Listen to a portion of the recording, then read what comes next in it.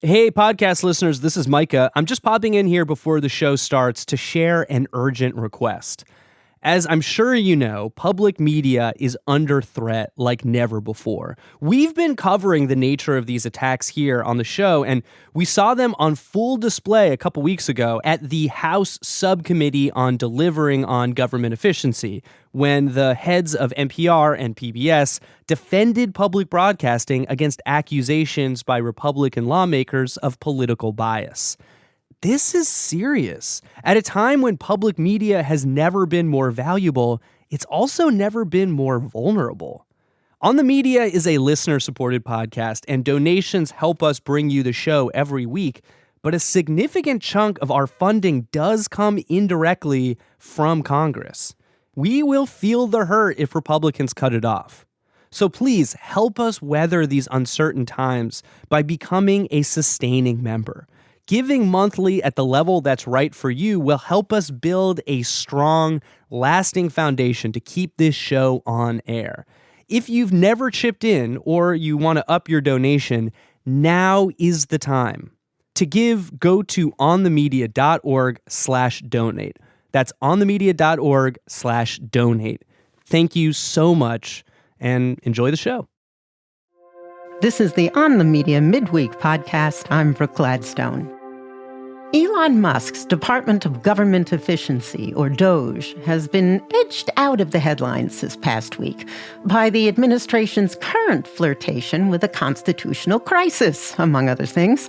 But don't worry, the DOGE team is still hard at work. The IRS brought in a group of dozens of career IRS engineers, along with 2 DOGE representatives, for a 3-day summit hackathon at the IRS building in D.C. Wired's McKenna Kelly this week on CNN. Where they all sat together and planned out this giant project to connect all systems and all data, where someone or a variety of people with special permissions would be able to basically get access to whatever IRS data they sought. Last month, I reported that DOGE is talking about something similar at the Social Security Administration and wanting to rewrite Social Security Administration's code base. And these projects are commonly called modernization projects. DOGE has promised a complete rewriting of the agency's computer programs, which handles millions of Americans' personal and financial data. And this left us wondering what the exact meaning of the phrase modernization project is. Because much like government efficiency, it's quite and maybe intentionally opaque. For answers to arcane questions about the inner workings of a computer, we like to turn to Clive Thompson, contributing writer to New York Times Magazine and Wired, and author of Coders, The Making of a New Tribe and the Remaking of the World. He says that what lies at the heart of Musk's plan is a decades-old system called COBOL. COBOL is a computer programming language. Banks use it to sort of organize your money. Governments use it to organize anything that has to do with money, like Social Security or benefits.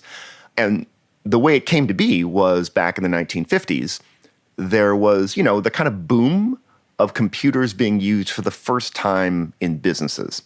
It was great for the companies because they could suddenly start to, calculate all sorts of money stuff really rapidly. But the problem with computers back then is that the programming languages were incredibly complicated. They didn't resemble normal written language at all. So a couple of very far-sighted programmers, Grace Hopper was one of them, famous early titan of programming, said, this is nuts. We should have a programming language that A, is really easy to read. It's kind of like normal language. And B, is interoperable. You can write it for one machine and it can be used on a different machine. She had actually created a really cool language like that called Flowmatic. Best name for a programming language ever. And inspired by Flowmatic, a bunch of other programmers said, let's make something that businesses can use. And that's what led to COBOL. Huh. Stay with Grace for a while. She was a rear admiral in the U.S. Navy, and she is also the person you say who popularized the saying, it's easier to ask forgiveness than permission. When she created Flowmatic, she did it with a few other coders who all happened to be women and who wanted to write, as you say, a language for the computer that looked more like spoken or written English. Early programming was very, very open to women because back in the early days of computers, the sort of manly heroic thing was in building the hardware. That's where all the guys were. Programming was considered a secondary task and almost kind of secretarial. This goes for several decades until finally there's billions of dollars in money that can come in from making code, and the men go, all right, ladies, we'll take over, and that sort of happens in the 70s and the 80s, basically. It took this committee that was working on COBOL 10 years. They were very careful in the way they designed it. For example, because they knew that businesses were going to be using this, they built in the fact that you could very easily have a decimal point with two numbers after it, which is the way we do financial numbers, right? Like 100.00.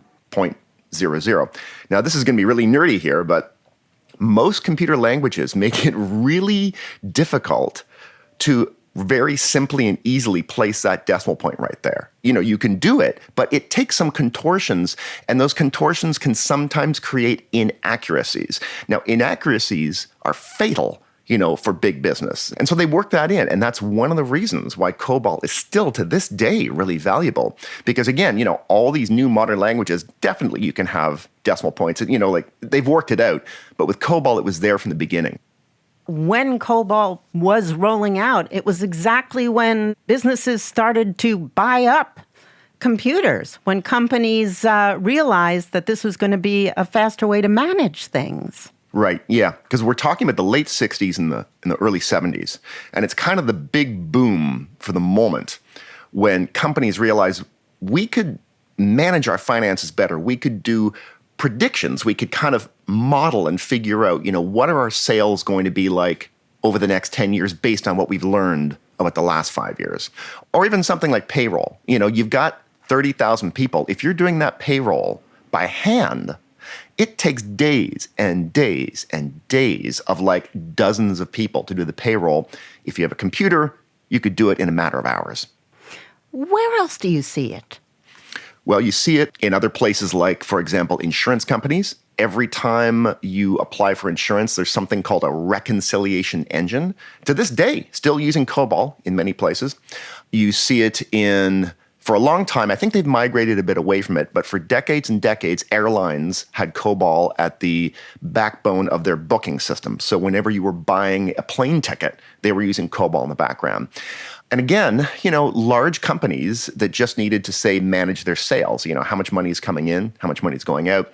So, in the 1990s and really up, I would say, even to the aughts, if you went to like a Home Depot and you saw them typing into a keyboard that was like that kind of green text on a black screen, like hacker stuff, that's because they were probably talking pretty directly to a COBOL database. They've had sort of added layers of dirt on it, and sometimes some of those companies have moved away from it. But you would be surprised how much COBOL is still out there, still kicking around, running a lot of our economic stuff. It's a badass language. It took 10 years to create, and yet not everyone is a fan. You quote Edgar Dijkstra, a famed programmer, saying in 1975 that the use of COBOL cripples the mind. Its teaching should therefore be regarded as a criminal offense. Now, what actually is going on there? Well, he was famous for being a real purist about coding, and he hated any language that made it easy for the everyday person to start coding, right? So he said this about COBOL, and he also said it about BASIC, which is the other very easy to use computer language. It opened the doors. It made it definitely allowed a lot more women into coding. It allowed a lot of working class people into coding. Like when I talked to people in the COBOL world, they would tell you that back in the 70s, you would see these ads just in a local paper saying, hey, we need programmers. If you can sort of pass this basic test, we'll train you to come work for our bank, our insurance company, our government agency. And so there was this kind of blue-collar wave of people who got into coding through COBOL and through things like BASIC. And this really just annoyed, I think, culturally, the real high priests of computer science like him. Because it let in the riffraff? Because it let in the riffraff. I mean, I will say he was also correct in that there are elements of languages like COBOL and BASIC that can allow you to, and perhaps even encourage you to write really ugly code. There's a go-to statement. It's, called, if you're in the middle of doing something and you want to zip somewhere else, you say, go to this line. And having written a lot of go-to based code myself in the 80s in BASIC, I can tell you it's a dangerous ability because you start writing this code that just zips all over the place and it becomes impossible to understand how the heck it works. Definitely plenty of COBOL got written that way. Plenty of BASIC got written that way. He's right that you can write really bad code with it. But there was also definitely a culture war going on. So it was loved and hated because it was meant to be intuitive and functioned intuitively. Intuitively, and also, here's a key thing, it was meant to be readable. There's this saying inside computer science that a computer program is written primarily for other humans to read and only secondarily for the machine to execute. Like there is something incredibly crucial about other people being able to look at your code and understand what it does. Because I'm going to write this code for this bank, and then I'm going to die, or I'm going to get hit by a bus, or I'm going to retire. And 20 years later, someone's going to need to look at those 5,000 lines I wrote that manage some process. And they're going to have to be able to figure out what that code does, because if they can't figure out what it does, they can't update it, they can't fix it, right? And so legibility of code is a really big deal. Some of this code was written 30 or 40 years ago, and the length of time it's been used by financial institutions is an advantage because the code's been checked and fixed and messed with, and it's very bug-free. Right. Whenever you write a piece of code, you sort of try and think through, what are people going to do with this? Like, how are the users going to behave? What are they going to do that I can't really anticipate? And how can I manage for that? And then you put it out there in the world. And of course, people do even weirder things than you could have imagined. And it starts breaking because you didn't sort of put something in there saying, well, if this person does this odd thing, I know what to do. And after about 15 or 20 years, the amount of weird things people can do, you've sort of almost covered them all, like there's very few new weird things people are doing. So you have, because the code base is really old, because that COBOL code was written in the 70s and it's now, 40 years later, they have kind of fixed every strange use case, or maybe they found something they can't fix, but they know how to sort of route around it, right? Like there'll be predictable flaws. When I was talking about this, I was reminded of when I have conversations with airline pilots who love flying older planes, because anything that is a quirk of that plane is now well understood. People have been flying them for 20 years. So they love sort of a well-lived-in plane where all the good things and all the bad things are really well understood. And so this is one of the reasons why banks look at all this old code and go, well, we're just going to keep with it. But why then, Clive, do they worry so much about the people who created the code getting hit by a bus or dying or retiring? Because they should be able to intuitively, patch it up the way they have for the last 30, 40 years. The reason why they worry about it is that not a lot of young people are going into COBOL, right? You go to a computer science program today, and you're going to be studying a bunch of, some historic languages that are quite old, like C, C++, some slightly newer ones from the, the kind of 90s, like JavaScript and Python, some very new ones, like Rust or Go. There is almost nowhere in North America where you will be asked or even offered to take a COBOL course. So the problem the banks have is that the talent pool for people who can come in and know COBOL is drying up. It's also not enough just to know the way the language works. I've read the COBOL spec. I've written bits of it. I know how to sort of write COBOL and read it. But what I have no experience doing is sitting down with a database that's managed by COBOL of live financial information with 10 million records and doing something to it and being confident I know what's going on. Why aren't they training people to do that? You've said that part of the problem is that the young generation doesn't like to be going around fixing things. They'd rather be masters of the universe. You compared it to somebody who knows how to build a house, but they're being asked really to just run around and, tighten leaky faucets. Yeah, exactly. I mean, banking and insurance and government have all these systems that are A, mission critical, B, really old. So you don't want to mess with them very much. You want to just fix little stuff. That is very unglamorous work for a coder. A coder likes to do what they call greenfield coding. Here is a whole new field, and I'm going to make something new and remarkable in it. That's all my own.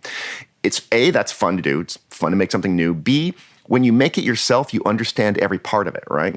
Like if I sit down and write like a 1,000-word program, it's complicated, but I wrote it. So I can look back at it now and very quickly understand it. But if I'm a young person and I sit down at my job at, Chase Bank, and I've got 8 million lines of code here or more in the tens of millions, and I've got to start chipping away at little chunks of it, spending months or years just to really fully understand what's going on so that I can do tiny little incremental fixes. I mean, that is just, it might be secure employment, but it's not very exciting employment. That drives a lot of young people away from working on these systems. Which brings us nearly up to the current day.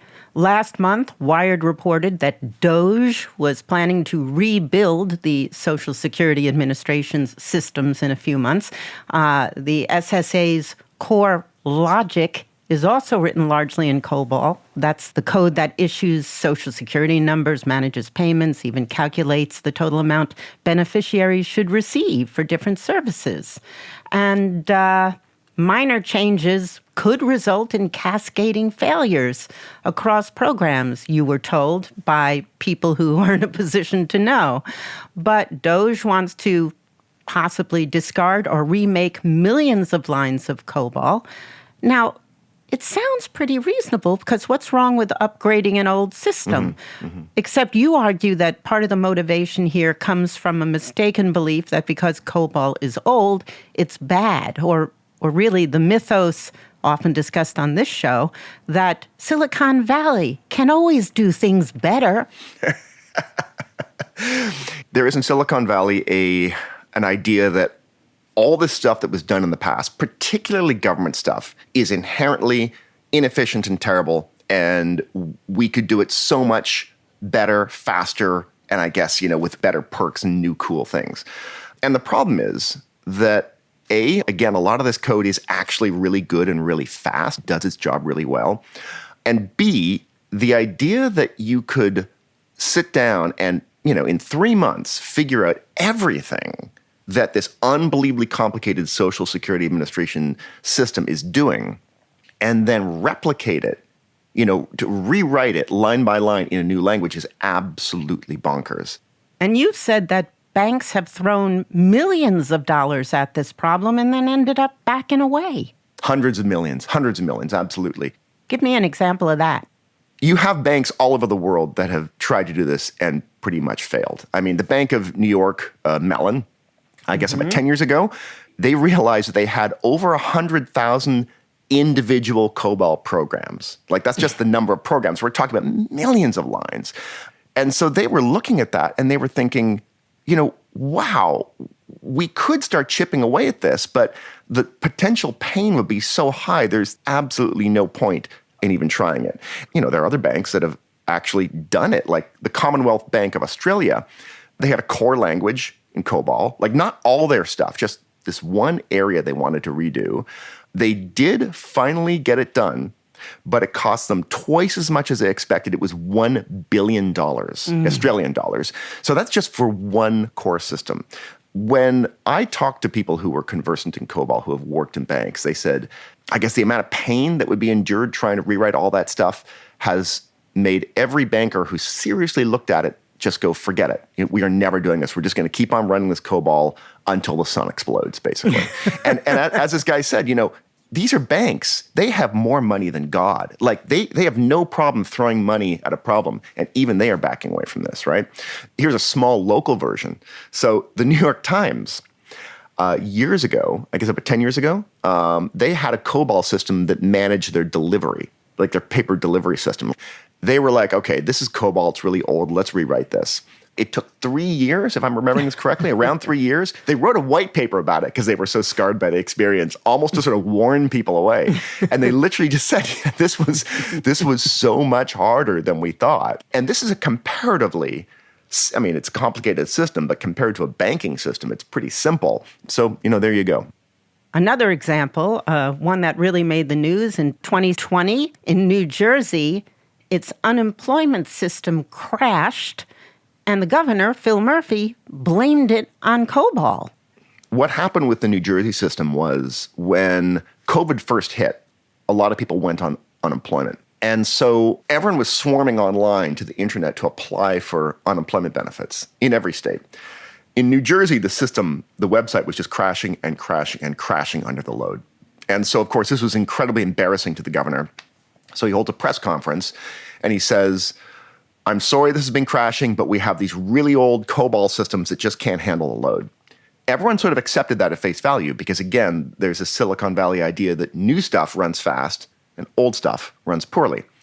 But in reality, if you talk to anyone who was involved in that work, they'll tell you, no, the COBOL systems were absolutely fine. They run fast. They're accustomed to being hit really hard. What broke was stuff in the middle, the actual stuff that manages the web layer, right? Like that was much newer code that had been written really just in recent years. So it was full of bugs and hadn't been optimized. And that's what died. So let's move on to Social Security. It's tried to move away from COBOL before. In 2017, the Social Security Administration announced it would seek hundreds of millions in funding to do what DOGE says it wants to do now. But the timeline was 5 years, and the work was put on the back burner by the pandemic. Why is it so hard to rewrite? Is it because the data it deals with are so complex, like the mountain of numbers a bank has to process every day?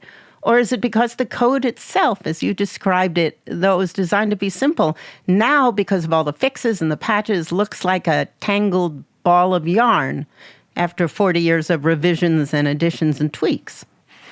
Yeah, it's more the second thing you mentioned. It's the fact that the code itself is very complicated.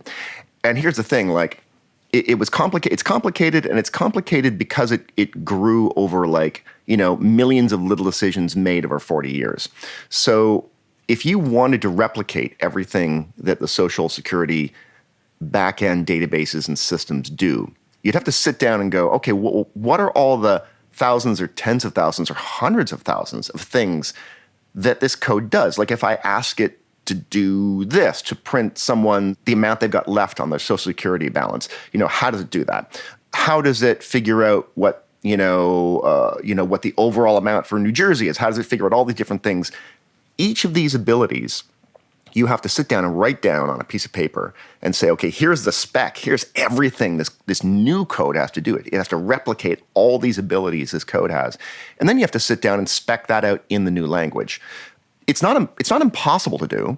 It's just very painstaking, which is why you want 5 years, maybe even 10 years, which is what the Social Security Administration originally thought would be a reasonable timeline, right? Not 3 months. Frankly, even 5 years, when I heard that they were going to be redoing that whole code base in a new language in 5 years, that seemed ambitious to me. Is this like NASA? When you start working on a new space initiative, you don't assume you can do it in 3 months, the way that DOGE is talking about. Well, and to be fair, this isn't even just COBOL. Like, any complicated piece of software very frequently blows past its deadline because it's just hard to do hard things, right? Now, here's the thing. I might be making it sound like no one should ever try to rewrite the COBOL backend of the Social Security Administration, in a new language. That's not true. I really think eventually the government should do that. There are excellent reasons to want to replicate that in a newer language. Among other things, you could attract the new talent pool of people to work on it, but also newer languages allow you to do new things that COBOL makes very, very difficult. Before Trump and DOGE started shutting them down, there was actually a lot of teams that have been carefully built over the last 10 years around the country that were designed to sort of take young ambitious, publicly minded coders and say, okay, we're going to pair you up with a government service that has some crazy old back-end system, and we're going to have you try and figure out what sort of stuff can you layer on. Maybe you can't change the stuff at the bottom of this code, but could you put some stuff on top of it that helps make things better for citizens? And they've done that really, really well. Have they all been fired now? A lot of them are gone. Yeah, these departments are gone. And here's the other thing I'll mention. One of the things that the DOGE people, and particularly Elon Musk, are very enthralled by now is the idea that in the past, it might have been really hard to rewrite an old code base because you had to do it manually, line by line. But now we have AI, large language model AI, that is actually pretty good at a simple level anyway, writing code or helping you understand code. You can give it a piece of code and say, what does this code do? And it explains it to you. And so one of their arguments was, well, we could do this much faster than anyone could in the past because we can now use AI to rewrite the code. That's correct. Those code tools, I use them, they're great. But what everyone has also been finding as they use these code tools is that once a system gets really complicated, the code tools have trouble grasping what's going on, and they start making faulty assumptions about how things link together, or they don't make those assumptions at all. They work great for small little projects. Once you start talking about millions of lines of code, it hasn't really been proven in any significant way that they might be great at something at that scale. So there's this kind of, AI will save us argument floating in behind all this. We're going to rewrite COBOL that I'm unpersuaded by. So what does this argument over COBOL say about the state of our digital world and how it runs our big institutions, both private and public? I think the big takeaway, or what I would hope the big takeaway would be, is that a lot of the really big economic systems we have running our economy, both private and public, actually function incredibly well. And they do that because they operate fairly cautiously and they move a little slowly. Instead of move fast and break things, they move slowly and fix things. And there's enormous value in that. It's not that it isn't good sometimes to try and shake things up, and it's always good to try and modernize things, but we should definitely have a healthy respect for some of the systems that are out there in a very unsung way, thriving and doing a really good job and not breaking. If we don't move cautiously, we break things. Social Security checks stop being issued. People discover they can't figure out what's in their account. You have a really serious breakdown in an absolutely core piece of the American economy. I actually think there would be massive political backlash to that.